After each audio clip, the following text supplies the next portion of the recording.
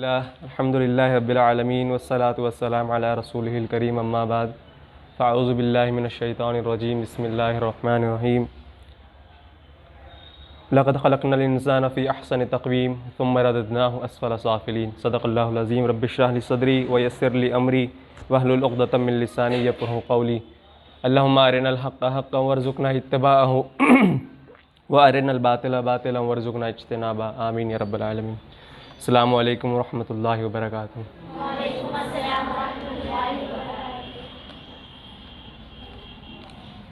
Parents और प्यारे बच्चों, वैसे आप लोगों का बहुत सारा वक्त लिया जा चुका है। मैं नहीं चाहता कि आप लोगों को और वेट किया जाए। कुछ बातों के साथ मैं इंशाल्लाह इस मजलिस का इख्तिताम करेंगे और आखिरी में अगर कुछ रहा बच्चों की तरफ से तो उसको भी देखेंगे। चंद बातें आपके सामने करनी है। एक तो जो मैंने आपके सामने आयत तिलावत करी उसकी थोड़ी सी मैं आपके सामने एक क्या बोलना चाहिए ब्रीफ तशरीह रखने की कोशिश करूँगा। ये सूरह 3 की 2 आयतें हैं, बहुत सारे बच्चों को शायद याद भी होंगी, है ना। वह 3 वाली जो सूरह है उसके अंदर आयत है। इसमें अल्लाह ताला बड़े ही अच्छे अंदाज में 2 अलग अलग अपोजिट एंड समझाने की कोशिश कर रहे हैं। पहली आयत में अल्लाह ताला फरमाता है लक़द ख़लक़नल इंसाना फ़ी अहसनि तक़वीम। यहाँ पे मुसलमानों की बात या फिर उन लोगों की जिन्होंने ईमान लाया उनकी बात नहीं हो रही। अल्लाह ताला अपनी एक ख़ास तख्लीक की बात कर रहा है जो अल्लाह ताला ने पैदा फरमाई है इंसान। अल्लाह ताला फरमाता है कि लक़द ख़लक़नल इंसान फ़ी अहसनि तक़वीम। और इसके बाद भी जैसे जो अरबी जानते होंगे उनको भी इस चीज़ का एहसास होगा कि यहाँ पर जो 2 अल्फाज इस्तेमाल किए गए अल्लाह ताला ने, एक अहसन पहली आयत में और दूसरा असफल। ये दोनों ही चीज़ें कंपैरेटिव डिग्री के लिए इस्तेमाल की जाती है ना, तोलने के लिए कि कौन सी चीज़ किससे बेहतर है। तो जब अल्लाह ताला इंसानों के लिए वो इस्तेमाल करता है अल्फाज तो बोलता है कि मैंने ये जो तख्लीक की है इंसान की ये सबसे बेहतर की है, इससे बेहतर कोई तख्लीक नहीं है। लेकिन फ़ौरन ही बाद अगली आयत में अल्लाह ताला फरमाता है सुम्मा रददनाहु अस्फ़ला साफ़िलीन, लेकिन उसने अपने आप को गिरते हुए से भी ज़्यादा गिरा हुआ बना लिया। तो ये 2 आयतें हमको बड़ी गौर फ़िक्र की हामिल है, सोचने की हामिल है कि ऐसी क्या बात है कि अल्लाह ताला एक तरफ तो बड़े दावे के साथ कह रहे हैं कि हमने जो, और यकीनन अल्लाह ताला ने बहुत ही बेहतरीन अंदाज में इस इंसान को पैदा फरमाया, उसकी तख्लीक की है। लेकिन अगली ही आयत में ऐसा महसूस होता है कि अल्लाह ताला इस तख्लीक के उसके ख़ुद के जो आमाल है इंसान के, उसकी वजह से वो जो असफलीन में जा रहा है, निचलों के दर्जों में जा रहा है ना। और बाज़ मकामात में अल्लाह ताला ने ये भी कुरान में फरमाया कि हम जिन्नों और इंसानों को जहन्नम में भर देंगे। और उसकी वजह भी फरमाई वो इसलिए कि हमने इनको दिल दिए लेकिन ये इससे सोचते नहीं हैं, इनको आँखें दी और ये इससे देखते नहीं हैं, और हमने इनको कान दिए लेकिन ये इनसे सुनते नहीं हैं। ये तो जानवर हैं बल्कि उससे भी गए गुजरे हैं। तो हमको ये बात के ऊपर भी गौर करना पड़ेगा कि क्या हमको दिख नहीं रहा है? यकीनन दिख रहा है ना। सामने से गाड़ी आती है तो हम साइड हो जाते हैं कि नहीं हो जाते? दिख रहा है। जानवर भी हो जाता है साइड में, है कि नहीं? जानवर को अगर आप ज़ोर से चिल्लाएंगे बकरी को तो वो भी, उसको भी आवाज़ पहुँचती है, वो भी उसका रिएक्शन देती है, हमको भी पहुँचती है। तो यहाँ पर अल्लाह ताला कौन सी आवाज़ की बात कर रहा है और कौन से देखने की बात कर रहा है, तो ये हमको सोचना है। मैं ये कुरान वाली बात यहाँ पर इसलिए करना चाह रहा हूँ क्योंकि उम्मीद सोसाइटी का काम यहाँ पर सिर्फ इतना नहीं है कि आपको एजुकेशन ABCD और इंग्लिश के बहुत अच्छे तरीके से यानी फ्लुएंटली आप इंग्लिश बोलना सीख जाए, ये हमारा मकसद है। ये मकसद नहीं है, या फिर या यूँ कहूँ कि सिर्फ यही मकसद नहीं है हमारा। जैसे कि मैंने आपके सामने आयत तिलावत करी, यहाँ पर मकसद है हमको अच्छा इंसान बनना है। अभी दुनिया में जिस चीज़ की ज़रूरत है, फॉर एग्ज़ाम्पल मैं आपको एक ऐसा एग्ज़ाम्पल देता हूँ कि चलो मैं इंजीनियर हूँ या फिर एक और कोई इंसान है जो डॉक्टर है, ठीक है, उसने बहुत आला तालीम हासिल की है, लेकिन वो जो डॉक्टर है जब उसके पास कोई मरीज़ जाता है तो उसके लिए उसके दिल में कोई सिंपैथी नहीं है। हाँ भाई, पहले 10,000 रुपये जमा करिए काउंटर पे, अब आप आइए। आपको वो डॉक्टर आपके दिल में, नज़र में कैसा महसूस होता है? उसने बहुत आला तालीम इस्तेमाल करी है, उसने बहुत घंटे मेहनत करी है, उसने बहुत टफ एग्ज़ाम जो है तो क्रैक किए, लेकिन उसकी अखलाकियत आपको पसंद नहीं आ रही है ना। आप चाहते हैं कि यार खिदमत खल्क का ये क्या बोलना चाहिए प्रोफेशन है, इसको ऐसे नहीं करना चाहिए। तो ये चीज़ कब आएगी? ये कॉलेजेस में नहीं पढ़ाई जाती। कॉलेजेस में तो यही पढ़ाया जाता है भाई आपकी 10 लाख रुपए साल की फ़ीस है MBBS की, तो वो पैसे भर के निकलेंगे डॉक्टर तो क्या करेंगे? जेब भी तो काटेंगे बाहर निकल के, है ना। तो हमको ये समझना पड़ेगा कि सिर्फ तालीम हासिल करना, यानी कि जिसको बोलते हैं लिटरेसी, यानी हमने पिछली भी क्लासेस में इस चीज़ की डिफ्रेंसिएशन करे कि लिटरेसी अलग चीज़ होती है और एजुकेशन अलग चीज़ होती है ना। सिर्फ पढ़ना लिखना आ जाना ये होता है लिटरेसी, है ना। आपको अगर कोई चीज़ पढ़ते लिखते आती है तो उसको बोलते हैं कि आप लिटरेट हैं, लेकिन आपके अंदर अखलाकियत नहीं है, आपके अंदर इंसानियत नहीं है, आपके अंदर सिंपैथी नहीं है, आपके अंदर एम्पैथी नहीं है, तो आप एजुकेटेड नहीं हैं। तो हमारा जो मकसद है वो एजुकेशन का मकसद है। हमारा मकसद ये नहीं है कि बच्चा पढ़ने लिखने वाला बन जाए। देखिए एजुकेशन देंगे तो वो पढ़ने लिखने वाला तो खुद ब खुद बन ही जाएगा, लेकिन यहाँ असल मकसद जो है कि इंसान को इंसान बनाया जाए। उसी के लिए बहुत अच्छी अच्छी एक्टिविटीज़ की गई, जैसे माँ बाप के ताल्लुक से भी की गई।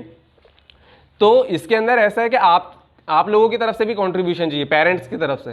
तो आप भी इस चीज़ को समझिए कि हमको हमारे बच्चों को सिर्फ पढ़ता लिखता रोबोट नहीं बनाना है ना। उन लोगों को इंसान बनाना है। जब तक कि वो इंसानी हमदर्दी उनके अंदर पैदा नहीं होंगी। फॉर एग्जांपल उनके ही आपस के जो दोस्त लोग हैं, अगर उनके अंदर एक दूसरे के लिए हमदर्दी नहीं होंगी तो आगे चल के भी मतलब वैसे अच्छे इंसान नहीं बन पाएंगे। वो भी यही सोचेंगे कहाँ मेरा फ़ायदा हो रहा है, कहाँ मैं धोखा देने वाला बन जाऊँ। तो खैर ये तो मतलब ये जो कैरेक्टरिस्टिक्स है मैं जो आपके सामने बता रहा हूँ, ये तो मुसलमानों में तो होना ही नहीं चाहिए, पहली बात, है ना। मैं तो जनरल इंसानों की बात कर रहा हूँ। तो चूंकि हमारे ऊपर एक और दर्जा अल्लाह ताला ने दिया है ना। एक तो पहली बात तो हमको अल्लाह ताला ने इंसान बनाया, उसके ऊपर से हमको आप सल्लल्लाहु अलैहि वसल्लम की उम्मत में भी पैदा फरमाया। तो हमारे पास मज़ीद दो दर्जे हैं, एक तो हम इंसान हैं कि बाकी मखलूक़ात से अच्छे हैं, दूसरा आप सल्लल्लाहु अलैहि वसल्लम की उम्मत में पैदा हुए हैं तो हम मुसलमान हैं। तो हमारे ऊपर ज़्यादा जिम्मेदारी आयद होती है, यानी जो जितनी ऊपर पोस्ट पे रहता है उसकी जिम्मेदारियाँ ज़्यादा होती है ना। जो नीचे के मजदूर हैं उनका काम क्या है भाई, ईंटें सिर्फ ऊपर तक पहुँचाना। जो ठेकेदार है उसकी जिम्मेदारी ज़्यादा है। तो उसी तरह से हम लोग इंसान भी है प्लस मुसलमान भी है, तो हमारी जिम्मेदारी दूसरी कौमों से ज़्यादा है, लेकिन हम उसको भुला बैठे। तो ये चीज़ों को भी हम लोगों को इंशाअल्लाह ताला ध्यान में रखना है। अब आते हैं एजुकेशन की चीज़ पे। तो जैसे कि आप लोगों को अभी यहाँ पे NMMS वाली जो एक कॉम्पिटिटिव एग्ज़ाम है, जिसके पास होने पर जो तो स्कॉलरशिप वगैरह दी जाती है ना, वो वाली हुई। तो बेटे देखिए ये जो कॉम्पिटिटिवनेस वाली एग्ज़ाम है ना, ये आप लोगों को, ये तो सिर्फ एक है, लेकिन इंशाल्लाह ताला हमारी कोशिश रहेगी कि हम बहुत सारी जितनी भी, जैसे ओलंपियाड अगर आप लोगों ने नाम सुना होगा, तो ये इंटरनेशनल लेवल पे एग्ज़ाम्स होती हैं, है ना। तो इसकी भी इंशाल्लाह जो है तो तैयारियाँ किए जाएंगी, प्लान्स बन रहे हैं पीछे। लेकिन वही है कि जो भी प्लान है, जो भी आइडियाज़ है, वो एग्जीक्यूट नहीं हो सकते, वो अमल में नहीं लाए जा सकते जब तक आप लोगों का भी दूसरी तरफ से कोऑपरेशन नहीं मिले, है ना। तो एक और चीज़ मैं आपको जो बताना चाहता हूँ कि जैसे यहाँ पर जो बच्चे हैं 8वीं क्लास में, तो अगर आप पढ़ रहे हैं, आपके भाई बहन नहीं पढ़ रहे हैं, तो ये आपकी जिम्मेदारी है माँ बाप से ज़्यादा। पूछे क्यों, है ना। फॉर एग्जाम्पल मैं हूँ, अगर मेरे 3-4 भाई बहन हैं, वो लोग नहीं पढ़ाई कर रहे हैं, मेरे माँ बाप उनको पढ़ाने की कोशिश कर रहे हैं लेकिन फिर भी नहीं पढ़ रहे हैं, ठीक है। अभी अब मेरे फॉर एग्जाम्पल मेरे जब मैं अगर 8वीं में क्लास में रहूँ तो मेरे वालिद की उम्र लेट्स से 40 साल है ना।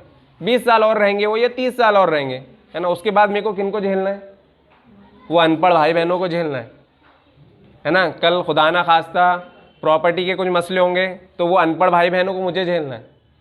तो माँ बाप तो चले जाएंगे, लेकिन आपकी जिम्मेदारी और मज़ीद बढ़ जाती है कि आपके जो भाई बहन हैं उनको भी आपको लेके चलना है।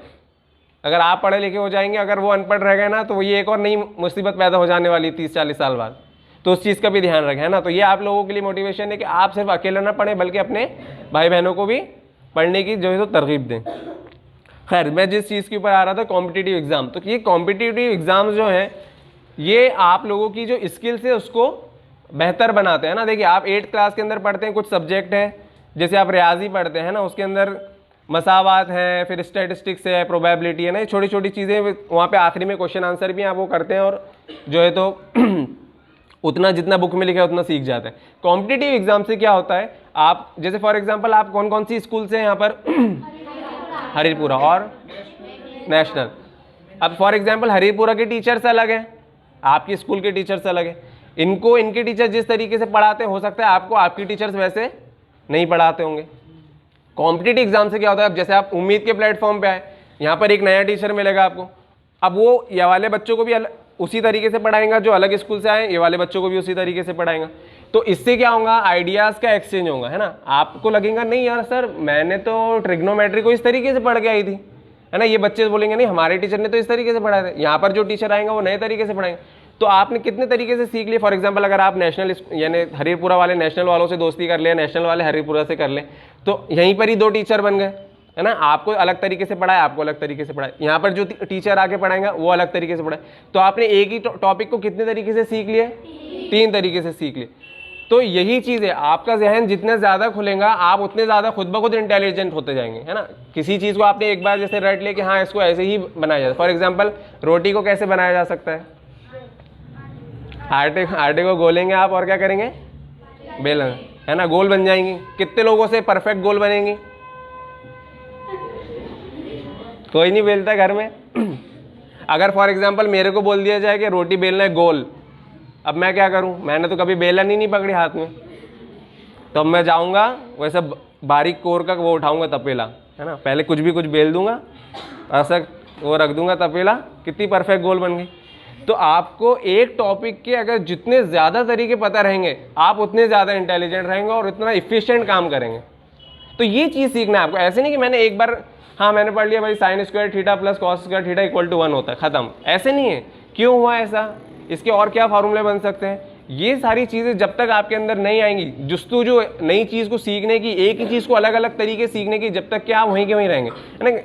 आपने भी देखा होगा कि क्लास का एक टॉपर है वही टॉप करते रहता है हमेशा, है ना, एक बच्ची है या बच्चा है उसी के ही परसेंट आते हैं, बाकी सब वही 60-70, एक के 80 चाहते हैं, बाकी सब 60-70 पे रहता है। ऐसा क्यों, कभी हमने ऐसे क्यों नहीं सोचा कि अगले साल के जो रिजल्ट लगेंगे या अगले महीने के जो यूनिट टेस्ट होंगे उसके जो रिजल्ट लगेंगे उसमें मेरा नंबर ऊपर आ जाए।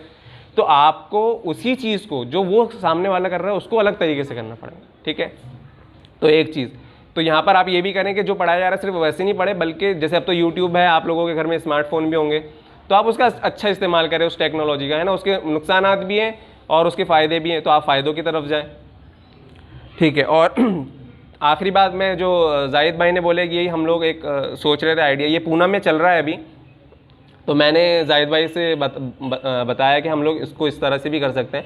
सुनने में थोड़ा पेरेंट्स को लगेगा कि यार ये क्या कर रहे हो आप लोग, हमारे बच्चे तो इतनी मेहनत से तो हमने 8वीं तक के पहुँचाए हो, अभी आप बोल रहे हो कि यार पहली का मैथ्स पढ़ाएंगे, दूसरी क्लास में पढ़ाएंगे। तो वो ऐसा नहीं रहेगा कि मतलब पूरे बच्चे जो है तो पहले पढ़ेंगे। उसके अंदर देखिए फॉर एग्जाम्पल उसके पीछे का रीज़न क्या है, जैसे कि आप बच्चे आपके 7th में कितने 6th में कितने परसेंट आए थे, याद है आपको, नहीं याद है। 6th में किसकी परसेंट कितने आए थे, किसी को याद है, बोलो बेटे, माशाल्लाह। तो इनके कितने परसेंट आए, 92। इनके कितने परसेंट कम आए, 8% कम आए, है ना। यानी इनको अगर समझ लो 100 नंबर लाने थे, उसमें से इनको 92% का आया मैथमेटिक्स या फिर पूरा कोर्स जो भी है, 8% का नहीं आया, सही बात है।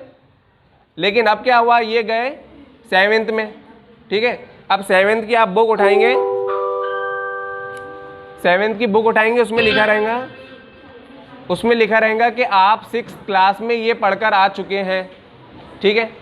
तो वो 7th क्लास की बुक ये मान के चलती है कि 6th क्लास में बच्चे के पूरे 100% हो चुके, है ना। 7th क्लास में वो ये मान के चलती है कि 6th में बच्चे के 100% पूरे हो चुके हैं।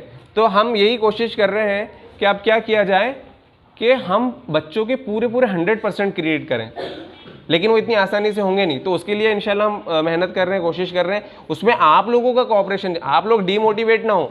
अगर हम लोग ये प्लान लेकर आए कि हम बच्चे को भाई फर्स्ट क्लास के मैथ से पढ़ाने की कोशिश करेंगे, और ज़रूरत भी है, क्योंकि आप अगर इनके रिजल्ट्स को देखेंगे तो मैथ्स के अंदर हमारे इन जनरल, मतलब ये बच्चे क्या, मैं तो कहता हूँ दुनिया का हर बच्चा मैथ से डरता ही है शुरू में, ठीक है। लेकिन मैथ्स इतनी डरने की चीज़ नहीं है। बस उसके अंदर एक मैं अपनी तरफ से बात ऐड करूँगा, चूँकि मैं मैथ्स के स्टूडेंट हूँ, कि कायनात के अंदर जितने भी रूल्स हैं, यानी अल्लाह ताला ने जो चीज़ें बनाई हैं वो सब मैथमेटिकल हैं। अगर आप गौर फिक्र करेंगे, फॉर एग्जांपल मैं एक छोटी सी आपको चीज़ देता हूँ, ग्रेविटी समझते हैं, आपको समझते हैं ग्रेविटी किसको बोलते हैं, ग्रेविटी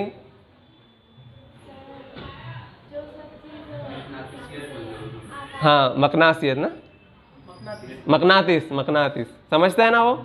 यानी दुनिया, ये ज़मीन जो है उसकी कशिश है पकड़ने की, ठीक है ना। जैसे मैं ये पैर उठाता हूँ तो ये वापस नीचे जाता है। अच्छा, आपने कभी चांद वाली वीडियो देखे हैं क्या? जैसे अगर आप पैर उठाओगे ना तो वहाँ टेबल पे रखोगे दूसरा पैर, चांद पे अगर उठाओगे, ऐसा क्यों? क्योंकि वहाँ का जो ग्रेविटेशनल पुल है वो बहुत कम है। तो आप, और ये एग्जैक्ट है 9.8 है ना, ये है ना 9.8 है ना ग्रेविटी का, जी की वैल्यू है ना। तो अगर 9.8 से 9.7 हो गया तो आप ऐसे कदम नहीं रख सकते दुनिया में। आप सोचो पूरी सब चीज़ें चेंज हो जाए, ये बाजी कुर्सी लेके बैठे और कुर्सी पीछे से सरक जाए, 9.8 नहीं रहे तो, है ना, कितना मुश्किल हो जाए। तो आप गौर करिए अल्लाह ताला ने कितनी बिल्कुल परफेक्शन के साथ चीज़ें बनाई है कि नहीं। तो कहाँ से बात स्टार्ट हुई थी? मैथमेटिक्स से। तो ये इंशाल्लाह ताला हर सब्जेक्ट के लिए नहीं रहेगा, पहली से लेके 8वीं तक के। तो वो 2 घंटे 2 साल वाली जो बात है कि 2 घंटे आपको देने हैं 2 साल तक, 8वीं और 9वीं, ठीक है। तो 8वीं और 9वीं के इंशाल्लाह ताला हम लोग जो है तो फर्स्ट क्लास का आपका मैथमेटिक्स 9 तक के कंप्लीट करा देंगे और 10th में आप इंशाल्लाह ताला उसके हिसाब से परफेक्ट हो जाएंगे। तो ये एक प्लान है इंशाल्लाह, उसके ऊपर कोशिश की जा रही है। बाकी आप लोगों से मतलब मुझे उम्मीद है कि आप लोगों ने उम्मीद में आकर जो NMMS की जो प्रिपरेशन हुई थी वो पूरी तरह की होंगी, और कल आपकी एग्ज़ाम है तो उसके लिए आप लोगों को बेस्ट ऑफ लक। नहीं भी कामयाब होते हैं, पहले तो मैं उम्मीद करूंगा अल्लाह ताला से कि आपको अच्छे नंबरों से कामयाब करें। नहीं भी कामयाब होते हैं तो इसको एक स्पीड ब्रेकर समझ के अपने को आगे का रास्ता क्या करना है, तय करना है। स्पीड ब्रेकर आते तो आप क्या स्कूल वैसे वापस चले जाते हो क्या? साइकिल से जा रहे हो, अगर स्पीड ब्रेकर आ गया तो उसको छोड़ के वापस पीछे आ जाते हो कि स्पीड ब्रेकर को क्रॉस करके आगे जाते हो? जब तक कि मंजिल नहीं मिले जब तक कि जाते रहते हो ना, कि 2-4 स्पीड ब्रेकर बना दिए नगर निगम ने तो वापस घर जाऊंगा अब मैं, ऐसा होता है क्या? नहीं। तो ये सारी चीज़ें जो रुकावटें क्या हैं आपके लिए, स्पीड ब्रेकर्स हैं, इससे घबराने का नहीं है ना। वो एक बहुत फेमस हुआ है स्टेटमेंट उसका अपने पड़ोस के मुल्क के प्राइम मिनिस्टर के, आपको घबराना नहीं है, कितनी भी मुश्किलें आ जाएं आपको घबराना नहीं है, ठीक है। तो इंशाल्लाह हमारी तरफ से मेहनतें हैं, कोशिशें हैं, आप लोगों की तरफ से, ख़ासतौर से पेरेंट्स की तरफ से ये चाहिए मुझे कि आप लोग कोऑपरेट करें अपने बच्चों को। देखिए क्या होता है कि हम लोग शॉर्ट टर्म गोल्स रखते हैं ना, बहुत करीब के गोल्स रखते हैं कि भाई 12वीं हो जाए, चलो बच्ची का निकाह कर दो, बच्चे का 12वीं हो जाए, चल भाई तू जा काम पे लग जाए, ऐसा करे। थोड़ा सा मैं मतलब ये बोलूँगा आपको कि थोड़ा सा पेशेंस रखें, थोड़ा सा सब्र रखें, 4 साल 12वीं के बाद और दें, और उसके बाद आप रिजल्ट देखें। यकीन माने आप दोबारा आके जाहिद भाई को शुक्रिया अदा ना करें तो फिर मेरा आप जो है तो नाम बदल दीजिए हिंदुस्तान की चीज़ों में। तो ये सारी चीज़ें कि आप थोड़ा सा सब्र रखें, बच्चों के ऊपर वक्त दें, उनके ऊपर इन्वेस्ट करें। ये आपकी क्या बोलना चाहिए, बहुत बड़ी इन्वेस्टमेंट है। जैसे आज इंजीनियर्स और डॉक्टर्स की अगर आप देखेंगे, मतलब आप खुद देखते होंगे, उनकी कमाई देखिए। मैं ये नहीं बोल रहा कि अपने भी बच्चों को उसी तरीके से बनाओ कि भाई जाओ जेब काटो, मतलब जेब काटो इन द सेंस ये आया भाई हाँ चलो इससे भी पैसा लो, उससे पैसा। लेकिन आप देखिए इल्म से डेफिनेटली आज की दुनिया ऐसी हो चुकी है, मादा परस्त दुनिया हो चुकी है कि वो एजुकेशन के बगैर सोर्स ऑफ इनकम उस तरीके का बनाना बहुत मुश्किल है, ठीक है। या तो फिर आपके पास ऑलरेडी पहले से इतने कैपिटल हो कि आपका बड़ा बिजनेस हो। तो आप थोड़ा पेशेंस रखें, थोड़ा सब्र रखें, इन्वेस्ट करें। आप समझे कि ये मैं इसमें पूंजी लगा रहा हूँ, और यकीनन आप देखिए 4-5 साल बाद अगर वो आपको पैसे के क्या बोलना चाहिए, पैसे के फॉर्म में अगर आपको रिटर्न नहीं देंगे तो मैं यकीन से कह सकता हूँ इंशाल्लाह वो आपको इंसानियत के फॉर्म में इतना अच्छा रिजल्ट देंगे कि आप सर उठा के शहर में चलेंगे। और यही एक्चुअली अल्लाह ताला और आप सल्लल्लाहु अलैहि वसल्लम का भी यही तकाजा है कि मेरी उम्मत के अंदर ये नहीं हो कि भाई बहुत इंजीनियर्स और डॉक्टर बने, मेरी उम्मत के लोग ऐसे बने जो दूसरों को फ़ायदा पहुँचाएँ। यही असल में मकसद है मुसलमान होने का भी। देखिए एक बस आखिरी बात से मैं इंशाल्लाह ख़त्म करूँगा कि जब अमेरिका से 1970 के अंदर गेहूं मंगवाई थी इंदिरा गांधी ने अराउंड 1970, तो उसके साथ एक बीज आ गया था, है ना, बहुत फेमस है वो अपने आप। पता है क्या किसी को क्या बोलते हैं उसको? गेहूं के साथ साथ एक दूसरी फसल आ गई थी जो हिंदुस्तान में थी नहीं पहले, पता है आपको? गाजर घास बोलते जिसको, सुने आप लोगों ने? नहीं सुने? गाजर कहीं भी जैसे टीनों वीनों पे उग जाती तो कारखाने के ऊपर देखना वो अलग सफ़ेद सफ़ेद कलर के छोटे से फूल रहे थे। वो क्या हुआ था जब गेहूं मंगवाए ना उसके साथ वो बीज आ गए, और वो फसल ऐसी है कि जहाँ पर भी पड़ जाए वो वहीं उग जाती है गाजर घास। तो ऐसा नहीं बनना है हमको ना, गेहूं का एक्सपेक्टेशन था तो क्या करना है, गेहूं बनना है। गाजर घास को क्या करते हैं लोग, काटो यार, पैर से रौंद दो, दराती से काटो, फेंको, तो यही होगा। फिर अगर आप गाजर घास बनोगे तो दराती से कटे जाओगे, अगर आप गेहूं बनोगे तो फिर अलग अलग तरीके से बेहतरीन रोटी बना के लोगों के पेट भरेंगे, ठीक है। तो आप मेरी तरफ से तो आप लोगों को जो है तो पहले तो बहुत बहुत मुबारकबाद कि आप लोगों ने बाकी तमाम बच्चों से हटकर एक कोशिश की सीखने की, समझने की, पढ़ने की। तो अल्लाह ताला उसके अंदर आपके लिए मज़ीद आसानियाँ पैदा फरमाए और आपके माँ बाप को इसका ढेर और ढेर जज़ाए खैर अता फरमाए कि उन्होंने जो है तो इस चीज़ के लिए आप लोगों को यहाँ पर भेजा। और अल्लाह ताला से दुआ है कि अल्लाह ताला उनके जज्बे को बरकरार रखे, उनकी उम्मीदों को और उनके जो एक्सपेक्टेशन है उनको भी बरकरार रखे कि हमारी तरफ से वो सारी चीज़ें डिलीवर हो। तो उसके लिए जो है तो अल्लाह ताला से दुआ गो हूँ। और कल के लिए आप लोगों को जो है तो बहुत बहुत बेस्ट ऑफ लक मेरी तरफ से। अच्छे से एग्ज़ाम देकर आइए और इसको अपना एक पहला स्पीड ब्रेकर समझिए, और इसके बाद इंशाल्लाह जो अपने फिर हाईवे लगेंगे तो उसकी बात ही और है। जज़ाकल्लाह खैरन कसीर।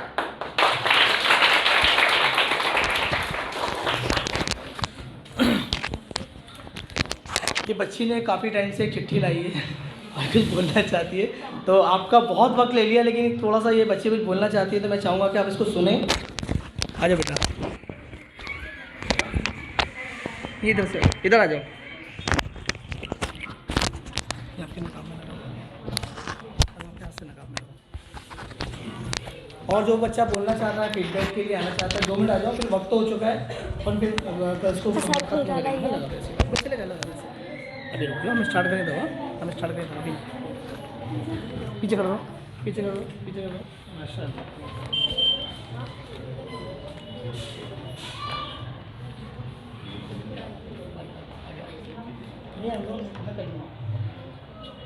अस्सलाम वालेकुम रहमतुल्लाहि व बरकातुहू। मेरा नाम इकरा बानो है, मेरे वालिद का नाम मोहम्मद वसीम है। मैंने यहाँ पर सौर मंडल के बारे में सीखा है और हमसे पहले जो कौम गुजर गई उसके बारे में भी सीखा है, जैसे कि सिंधु सभ्यता कौम और वैदिक काल, मौर्य काल और वगैरह बहुत सारी चीज़ें। मैं अपनी बात ये 2 लाइन में ख़त्म करना चाहूँगी। कितनी मोहब्बतों से पहला सबक पढ़ाया, मैं कुछ न जानती थी, सब कुछ मुझे सिखाया, पहुँचा दिया फलक तक उस्ताद ने यहाँ से, वाकिफ़ न थी जरा भी इतने बड़े जहाँ से। अस्सलाम वालेकुम। बहुत बढ़िया। सनाबिल आ रहे हो आप? और कौन बच्चा आएगा? देखो, ये आपके माँ बाप को पता लगना चाहिए कि आप में क्या चेंजेस आए, पता लगना चाहिए, और डरना नहीं हमें। हम तो आ रहे हैं यहाँ पर ऑलरेडी, आज पहला दिन तो बुला नहीं रहे आपको माइक पर। हमारे बच्चों को माइक को पकड़कर हाथ नहीं कांपते, घबराते नहीं हैं। जनरली बहुत सारे देखा हूँ आपने, घबराते हैं, हाथ कांपते हैं। आ जाओ बेटा, एक मिनट रुक जाओ बेटा। ये आपके हाथ से ओढ़नी पे लगा, ओढ़नी पे लगा, कहीं भी लगा। इधर नहीं, ये इसकी ओढ़नी पे लगा, ऐसे दबा के इसकी ओढ़नी पे लगा। हाँ, अब इधर सामने, यहाँ सामने हो। अस्सलाम वालेकुम वरहमतुल्लाहि वबरकातुहू।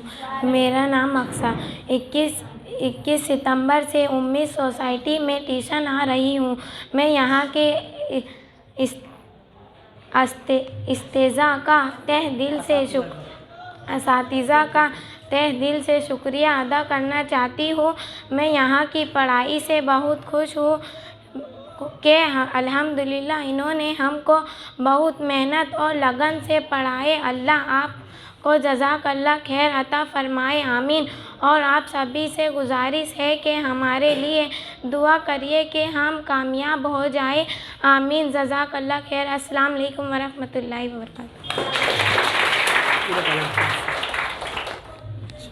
जज़ाकल्लाह। और कोई बच्चा आएगा? अरे डरो मत, आपने तैयारी की है, मुझे पता है। आ जाओ, फिर वक्त हो रहा है। और भी जो भी आपको बोलना है अपने पेरेंट्स के सामने, रिक्वेस्ट करनी है, कोई बात बोलनी हो। और कोई? अरे देखो, मैंने कल कहा था ना, जाना मत बोलना एक दूसरे को। चलो, कोई आ जाओ, घबराओ बेटा, आ जाओ। लो, उसको लगाओ, उसका आप लगा लो, आपके हाथ से लगाओ।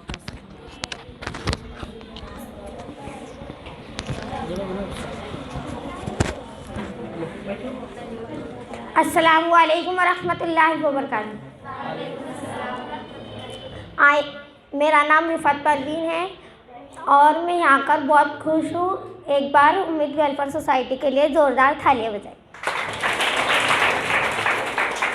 Thank you.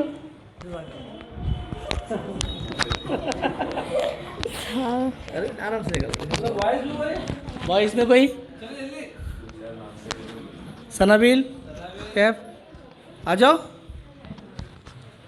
कोई बात लड़कों के लिए एक अच्छी ये रहेगी कि अलमीन के बारे में, जैसे सर ने कहा, शाकिर सर ने, कि एक इंदौर में अलमीन एकेडमी है। हमने बुरहानपुर से 11 बच्चों को वहाँ भेजा चुके हैं। जो बच्चा 8वीं क्लास का हो या 7वीं क्लास का हो, वो एक एग्ज़ाम देगा। एग्ज़ाम यहीं बुरहानपुर में होगा, सेंटर हो सकता है यूनी पब्लिक स्कूल आए या जहाँ भी आए। तो एग्ज़ाम के बाद अगर बच्चा सेलेक्ट होता है तो उसकी पढ़ाई अलमीन एकेडमी करवाएगी। वो बच्चा IAS बनना चाहे, IPS बनना चाहे, डॉक्टर, MBBS, इंजीनियर जो बनना चाहे वहाँ तक होगा। उसके अंदर एक काउंसलिंग होती है, माँ बाप को बुलाया जाता है और उनकी फाइनेंशियली स्टेटस को देखा जाता है कि वो कितने वीक है। अगर वो वीक है, गरीब है, तो नॉमिनल चार्जेस पे उनका काम होता है, जहाँ उसका रहना खाना पूरा टोटल खर्चा सब वो उठाते हैं। पढ़ाई से लेकर पूरा रहना खाना, लॉन्ड्री वगैरह सब चीज़ वो उठाते हैं। तो अगर हमारे बच्चे लड़के खासतौर से अगर कामयाब होते हैं, इसके बाद 8वीं के अंदर हम जो उनको तैयारी करवाएंगे यहाँ से, तो इंशाअल्लाह रहमान हम उसको अलमीन भी भेज सकते हैं। तो वहाँ पर 4 साल, 5 साल, 8 साल जो भी पढ़ना चाहे वो पढ़ सकता है वहाँ पर। और लड़कियों के लिए और भी एक्टिविटी यहाँ पर इंशाअल्लाह होने वाली है। तो आप लोग आए। और कोई बच्चा बोलना चाह रहे बेटा? आप लोग आए, आपने वक्त दिया, बहुत बहुत शुक्रिया, जज़ाकल्लाह खैर। और मैं समझता हूँ कि काफ़ी ज़्यादा वक्त हो गया है ख़ास तौर से आप लोगों का। तो अल्लाह ताला आपको कामयाब करे। बच्चों, मैं आपसे गुजारिश करता हूँ कि आप डरो मत, नमाज़ पढ़ो फजर की, पहले दुआ करके निकलना है आपको। और हम जो दुआ पढ़ते हैं रब्बी अस्सी वला तो अस्सिर, वो दुआ पढ़ना है आपको वहाँ पर, और आपको बिंदास लिखना है। कुछ चीज़ें हम लोग प्रोजेक्टर के ज़रिए समझाने वाले थे आपको, लेकिन टाइम भी हो गया, लाइट का ही प्रॉब्लम आ रहा है। तो हम आपको वीडियो और एक इमेज डालूंगा, उस इमेज को समझ लेना कि कैसा काउंसलिंग करते हैं और कैसा हम लोग उसको पेपर को फिलअप करते हैं, ठीक है। और 7 तारीख के बाद आप नए जज्बे के साथ, नए जोश के साथ यहाँ पर आइए और इस क्लास का फ़ायदा उठाइए, क्योंकि उम्मीद का मतलब सिर्फ कोचिंग देना नहीं है। आपने देखा हो यहाँ कितनी एक्टिविटी हो रही है, हर टीचर आके अलग अलग जगह से टीचर आके आपको मोटिवेट कर रहा है। जैसे अभी कुछ दिन पहले हुआ था डिज़ास्टर मैनेजमेंट पे, तो यहाँ पर बताया गया बच्चों को, छोटे बच्चों को आग लग जाए तो कैसा करते हैं। अगर बच्चे उस काम में हाथ नहीं बढ़ा सकते तो कम से कम आइडिया दे सकते हैं, वो बताया गया आपको। अरे डिज़ास्टर मैनेजमेंट में कुछ बच्चे संडे को आए थे यहाँ पे, जो प्रोफेसर आए थे, बताया गया यहाँ पे कुछ बच्चे आए थे। फिर उसके बाद कुछ बच्चों को बताया गया कि एबेकस, उंगलियों के इशारे से हम लोग कैसे मैथ हल कर सकते हैं। तो माशाल्लाह बच्चों ने इंटरेस्ट लिया था और बहुत सारे बच्चे सीखने की कोशिश कर रहे थे। तो वो क्लासेस भी लगाने की बहुत सारी कोशिश करेंगे यहाँ पे। जज़ाकल्लाह। इस सेशन का हम लोग इख्तिताम करते हैं। अस्सलामु अलैकुम व रहमतुल्लाहि व बरकातहू।